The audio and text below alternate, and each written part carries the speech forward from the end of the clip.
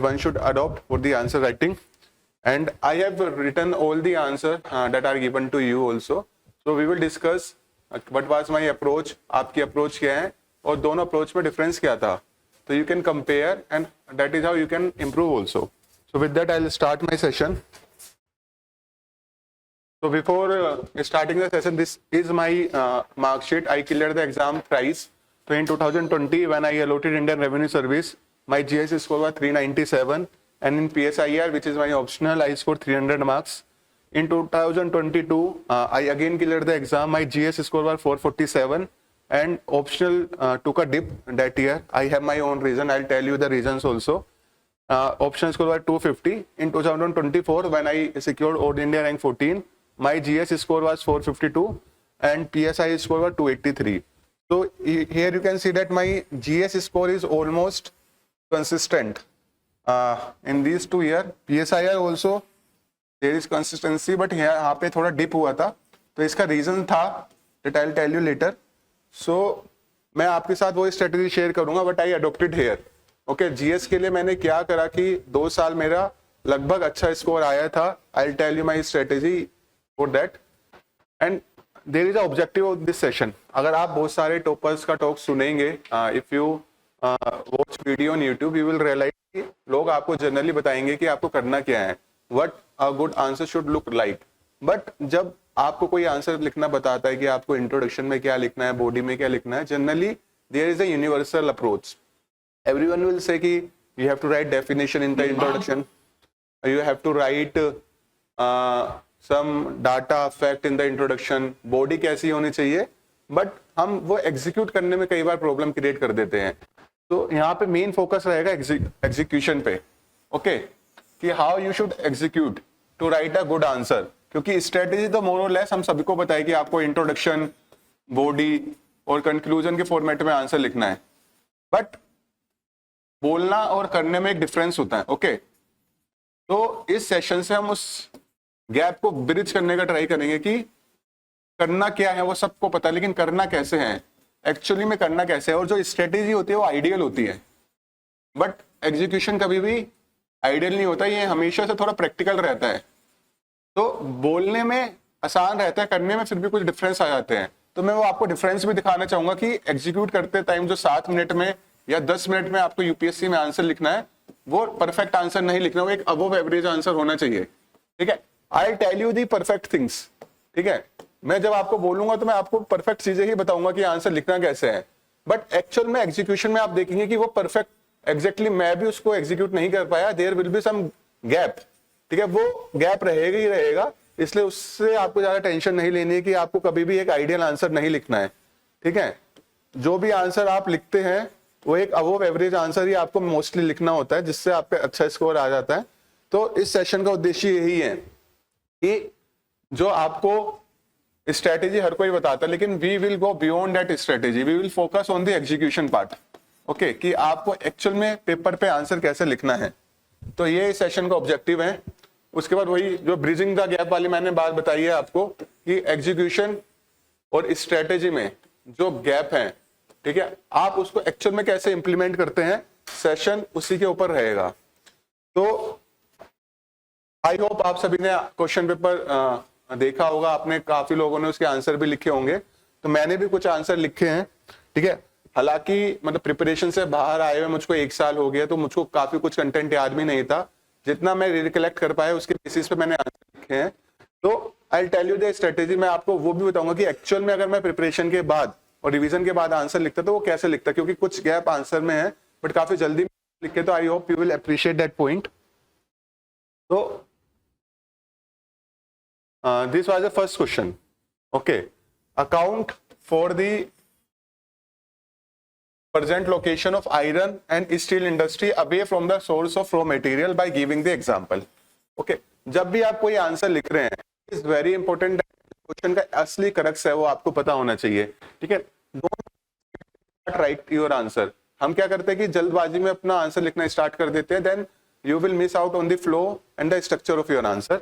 तो सबसे पहले ये काफी जरूरी हो जाता है कि क्वेश्चन को अच्छे से समझे और उसका एक मेंटल स्ट्रक्चर तैयार कर ले, ताकि जब आप आंसर लिखेंगे तो एक फ्लो और आपके स्ट्रक्चर में आंसर आएगा.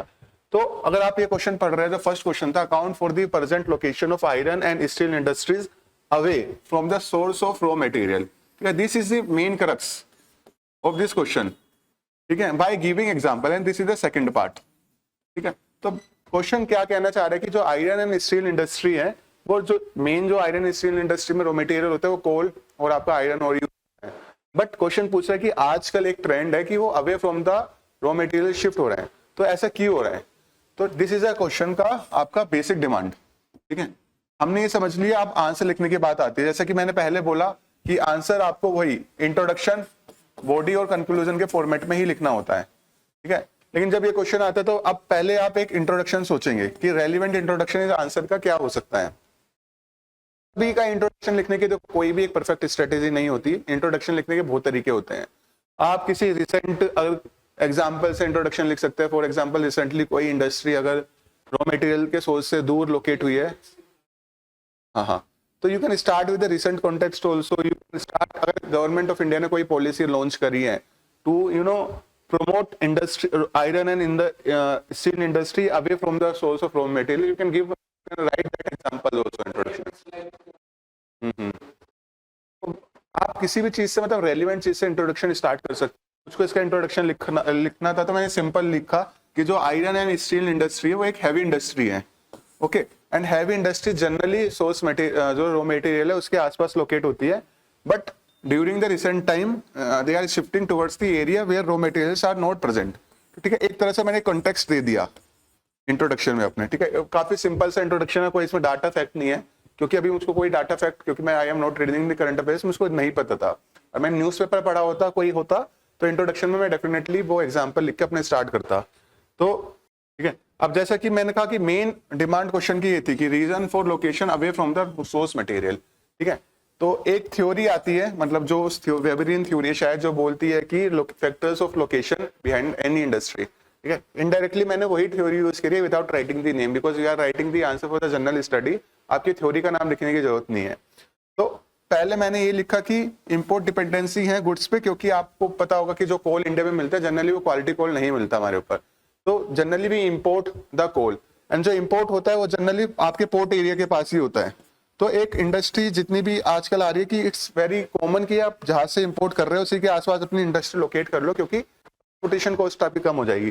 तो पहला रीजन मैंने वही लिखा कि इंपोर्ट डिपेंडेंसी है आपके ऊपर on quality coal and iron, ठीक है, एक रीजन है। और इसके साथ मैंने आपको एक एग्जाम्पल भी दे दिया वाइजैक स्टील प्लांट, और वो मैंने मैप पे भी आपको बना के दिखा दिया, ठीक है।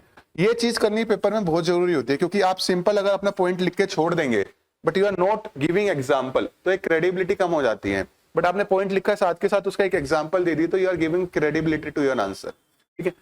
आई नो कि हर पॉइंट के साथ आप एग्जांपल नहीं दे पाएंगे, बट जितने भी पॉइंट आप 2 या 3 एग्जांपल या 2 या 3 डाटा सेट भी अपने आंसर में लिखते हैं, दैट इज इनफ। एग्जामिनर भी आपसे एक्सपेक्ट नहीं करेगा कि अगर आपने 8 पॉइंट लिखे तो आप 8 एग्जाम्पल या 8 डाटा लिखो, ठीक है। हर क्वेश्चन में आप 2 या 3, आप अगर 2 या 3 भी अगर ये वाले पॉइंट लिख पाते हैं तो वो भी मोर देन इनफ है। तो 2 या 3 आप पॉइंट पे लिख रहे हैं, इज इनफ।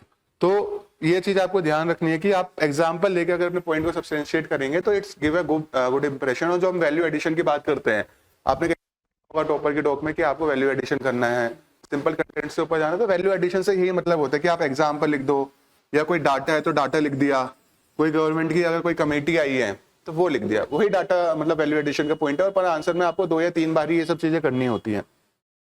तो ये होगी पहली चीज। दूसरा पॉइंट मैंने लिख दिया इंप्रूवमेंट इन टेक्नोलॉजी, क्योंकि जनरली आप देखेंगे कि इलेक्ट्रिक फर्नेस काफी ज्यादा यूज होती है, ठीक है। बट आज आप फर्नेस यूज करते हो जनरली, बट आज की डेट में इलेक्ट्रिक फर्नेस आपके मतलब बहुत ज्यादा टेक्नोलॉजिकली इंप्रूवमेंट हो गया है, तो जिसकी वजह से वो वाली डिपेंडेंसी कम हो गई कि जहाँ पे कोल है आपको वहीं पर अपनी फर्नेस को एस्टेब्लिश करना है, क्योंकि इलेक्ट्रिसिटी के बेसिस पे आप कहीं भी कर सकते हो। तो इसका अगेन मैंने भूषण स्टील प्लांट जो आपका गाजियाबाद में है उसका एग्जाम्पल मैंने दे दिया है, ठीक है। यहाँ पे मैं मैप पे नहीं दिखाया तो आप मैप पे भी दिखा सकते हो वाला पॉइंट ना, ठीक है। ये भी एक तरह से आपका वैल्यू एडिशन का ही काम करता है मैप, ठीक है। तो अगर उसके बाद जो तीसरा पॉइंट मैंने यहाँ पे लिखा है वो है कि डेवलपमेंट इन रोड इंफ्रास्ट्रक्चर और रेल इंफ्रास्ट्रक्चर, जिसकी वजह से इंडस्ट्री को अब डिपेंडेंसी नहीं है, इंडस्ट्री कहीं भी हो सकती है क्योंकि सामान को ट्रांसपोर्ट करना काफी आसान हो गया। तो that is my third point, ठीक है। यहाँ पे मेरे पे कोई एग्जाम्पल नहीं था तो मैंने एग्जाम्पल नहीं लिखा, एज आई सेड कि 2 या 3 एग्जाम्पल या डाटा पॉइंट पे लिखते हो तो डेट इज इनफ, ठीक है। तो ऐसे कर करके यू कैन राइट कि गवर्नमेंट पॉलिसी है, क्योंकि गवर्नमेंट भी कई बार आपको इंसेंटिव देती है कि आप अलग अलग लोकेशन पे अपना प्लांट लगाइए, क्योंकि एक आपने इकोनॉमिक्स में पढ़ा होगा कि बैलेंस रीजनल ग्रोथ, ठीक है, जो आपको ग्रोथ करनी है वो अलग अलग कंट्री के अलग अलग कोने में करनी है, जिसको हम BRG बोलते हैं, ठीक है। ये इंटरलिंक में भी आप ऐसे कर सकते हो कि ये इकोनॉमी का कंसेप्ट है, but you can use this in geography answer also, क्योंकि इंडस्ट्री को अलग अलग लोकेशन पर गवर्नमेंट प्रमोट करती है तो एक तरह से जो ग्रोथ है आपकी बैलेंस हो जाती है। तो वही गवर्नमेंट पॉलिसी के एक पॉइंट के माध्यम से मैंने बताया, और इसका एक एग्जाम्पल था, वो मैंने एग्जाम्पल यहाँ पे दे दिया, ठीक है। उसके अलावा देखो मेरा ये स्ट्रेटेजी रहती थी, अगर 10 मार्क का क्वेश्चन है तो जनरली मैं 5 पॉइंट्स लिखता था मिनिमम, और 1-2 अगर एक्स्ट्रा लिख पाओ तो मतलब 5 to 7 पॉइंट्स, ठीक है। और जो 15 मार्क का क्वेश्चन है उसमें मेरी अप्रोच थी 7 to 9 पॉइंट्स, ठीक है। तो यहाँ 5 to 7 पॉइंट्स आर इनफ। अगर आप एग्जाम्पल देके थोड़ा सब्सटेंटिएट कर रहे हैं तो डेट इज इनफ, ठीक है। आप 10 पॉइंट लिखेंगे, लेकिन होता क्या कि 5-6 पॉइंट के बाद पॉइंट जनरलाइज होता है और रिपीटिशन स्टार्ट हो जाता है, तो उससे अच्छा है कि आप 5-6-7 पॉइंट लिखे, लेकिन वो कंक्रीट होने चाहिए। तो वो मेरी अप्रोच यही रहती थी। अब मैंने यहाँ पे 5 पॉइंट हो, 4-5 पॉइंट लिख दिया। एक पॉइंट ये था कि आजकल जो मिनी प्लांट है, जो शहरों से गार्बेज स्क्रैप कलेक्ट होती है, उसके अनुसार भी हम अपना प्लांट लगा लेते हैं। तो यही मतलब 5 पॉइंट लिखा और मेरा मतलब स्पेस पे पूरा हो गया था, क्योंकि अब कंक्लूजन के लिए भी उसकी स्पेस चाहिए था। तो 5 पॉइंट लिख के मैं यहाँ पे रुक गया। उसके बाद आप कंक्लूजन लिखेंगे अपना यहाँ पे, ठीक है। कंक्लूजन में मैंने ये लिखा कि जो रॉ मटेरियल से दूर हो रहे हैं वो इन फैक्टर पे डिपेंड करती है, जैसे technology, market, that is leading to the balance regional growth, ठीक है, जो मैंने आपको बोला, ठीक है। ये पॉइंट जैसे आप ये जो कीवर्ड्स है बैलेंस, रीजनल ग्रोथ, ये सब लिखने जरूरी है। एक तो आपको ये दिखाता है कि आप चीजों को इंटरलिंक कर पा रहे हो, क्योंकि एक इकोनॉमिक का कंसेप्ट है। दूसरा, जब आप कंक्लूजन में कोई कीवर्ड डाल देते हैं तो उससे थोड़ा आंसर की वैल्यू इंक्रीज हो जाती है। मतलब पर्सनली मुझको ऐसा लगता था, तो हमेशा मैं ट्राई करता था कि जब भी मैं कंक्लूजन लिख रहा हूँ कोई कीवर्ड डाल दूं, या कोई गवर्नमेंट की टैगलाइन है जैसे सबका साथ सबका विकास, या 5 ट्रिलियन इकोनॉमी का जो गोल है, या 35 ट्रिलियन इकोनॉमी का जो गोल है, या कोई DPSP है, ठीक है। ये चीज अगर थोड़ा वैल्यू आपको कंक्लूजन में ऐड कर देती है।